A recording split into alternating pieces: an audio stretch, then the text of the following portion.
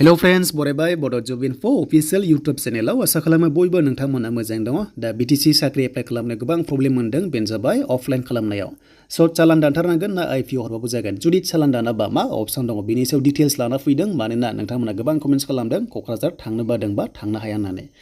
बाथ्राया नंगौ मानोना बयबो थांनो हाया बेनि थाखाय मोनसे अपसन IPO आं बेनि सायाव डिटेल्सखौ होगोन जाहाथे नोंथांमोना इजि प्रसेसआव एप्लाइ खालामनो हायो एन्ड बेनिफ्राय ट्रेजारि अफिसाव थांलायनो गोनांथि गैया Gr.3 Gr.4 साख्रि ओंखारदों जेराव 42 वेकेन्सिस बे अनलि BTC सेक्रेटारियेट अफिसनि थाखायल'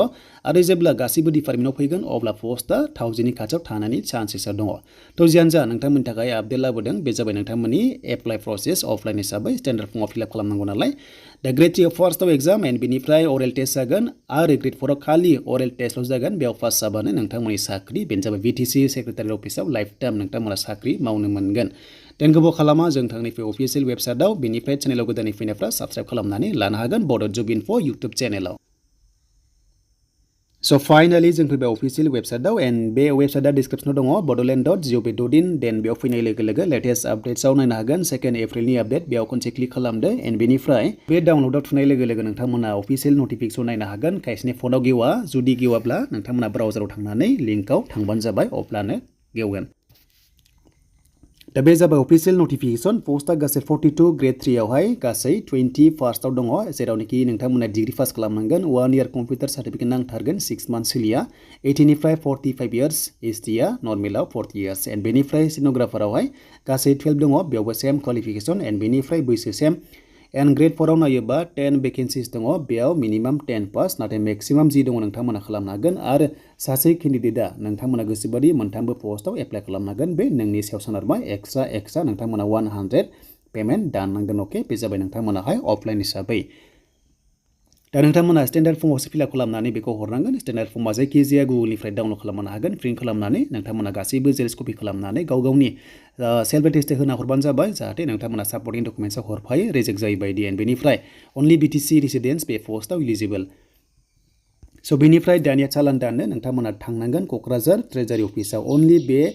ट्रेजारि अफिसावल' हागोन होनना बुंदों 100 खौहाय गुबुन कास्टआव 150 बाट जोंनो बेखौ नाङा जोंनो अनलि ST खौल' रायलायगोन एन्ड बे जाबाय नोंथांमोना 100 पे खालामनांगौ बेनिफ्राय नोंथांमोननि एकाउन्ट नाम्बारा एकाउन्ट नाम्बारा बेखौ होनांगोन 8443 बे जाबाय BTC सेक्रेटारियेटनि अफिसियेल एकाउन्ट नाम्बार एन्ड बेयाव पेमेन्टखौ दाननांगोन बेनिफ्राय चालान जुदि दाननो गोसो गैयाबा नोंथांमोना मा अपसन दङ बे जाबाय IPO अके IPO दङ बेखौ नोंथांमोना गावनि पस्टेलनिफ्रायनो दाननो हागोन बेनो जाबाय IPO माने मा बे जाबाय इन्डियान पस्टेल अर्डार एन्ड बेयाव नोंथांमोना बेखौहाय चालाननि अनगायै मोनसे अपसन दङ IPO नोंथांमोना दानगोन आरो बे IPO खौ बोरै दानगोननो बुंखादों IPO mast be paid in favour of द प्रिन्सिपाल सेक्रेटारि BTC क'क्राझार बेनि एगेन्स्टआव दाननांगोन एन्ड एकाउन्ट नाम्बारा बेनो नोंथांमोना 8443 लोगोफोर IPO दानोबा नोंथांमोना चालान दाननांगौ गोनांथि गैया बेनो जाबाय इन्डियान पस्टेल अर्डार देन बेनिफ्राय नोंथांमोना स्पिड पस्ट खालामना हरदो एड्रेस दंखायोना नोंथांमोना एड्रेसाव हरबानो जाबाय BTCनि एड्रेसावहाय जाहाथे बेखौ नोंथांमोना होयो एबा हरो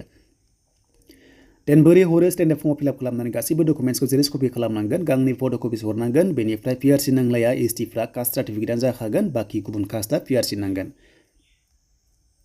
Gr.3 आव एग्जाम जाग्रोगोन बेनिफ्राय अरेल टेस्ट एन्ड Gr.4 आव खालि अरेल टेस्टल' जागोन बे जाबाय नोंथांमोननि एन्ड बेनिफ्राय रिजार्भेसन सिस्टेमा 6 सिड्युलाव STPआ बेसेबां रिजार्भेसन दङ बे थागोन एन्ड एड्रेसा बेनो नोंथांमोना बेयाव जाहाथे हरो लास्ट डेट 25 एप्रिल बेनिफ्राय नोंथांमोना एनभेलपआवहाय थाइबानि पस्टेल सिथाबनानै हरनांगोन बा होनांगोन बेखौ बुंदों एन्ड बेनिफ्राय नोंथांमोना बे एनभेलप हमना ला बेयाव नोंथांमोना थाइबानि सिथाबबाय एन्ड बेनिफ्राय फिसा मोनसे बेयाव दङ बे जाबाय सेल्फ एनभेलप होनना बुङो बेवहाय 10 रुपिसनि पस्टेल सिथाब नोंथांमोना सिथाबना हरनांगोन जाहाथे नोंनाव बियो फैयो एन्ड एग्जामनि डेटखौ नोंथांमोना मोनगोन अफिसियेल वेबसाइटआव बेनो जाबाय bodoland.gov.in बेयाव नोंथांमोना मोनगोन दा बाथ्राया बेनो जुदि नोंथांमोना चालान दानाबा IPO दानदो IPO खौ पस्ट अफिसाव मोनो बेयाव थांनानै नोंथांमोना लिरना हरबानो जाबाय मोनसे चेक बादि मोनगोन बेबादि मोनसे चेक मोनगोन एन्ड बेनिफ्राय ससेखौ नोंनो बेयाव लाखिनांगोन बेनिफ्राय एड्रेसा बबेयाव दानगोन नों बेयाव नोंनि एड्रेसखौ होबानो जाबाय क'क्राझार BTC सेक्रेटारियेट होननानै एकाउन्ट नाम्बार थाखायो अपसन बेखौ नोंथांमोना दानबानो जाबाय एन्ड बेनिफ्राय बेखौ लाखिदो एन्ड बेनिफ्राय बे थांसिगोन बेनोमोन नोंथांमोननि एप्लाइ प्रसेस अफलाइन हिसाबै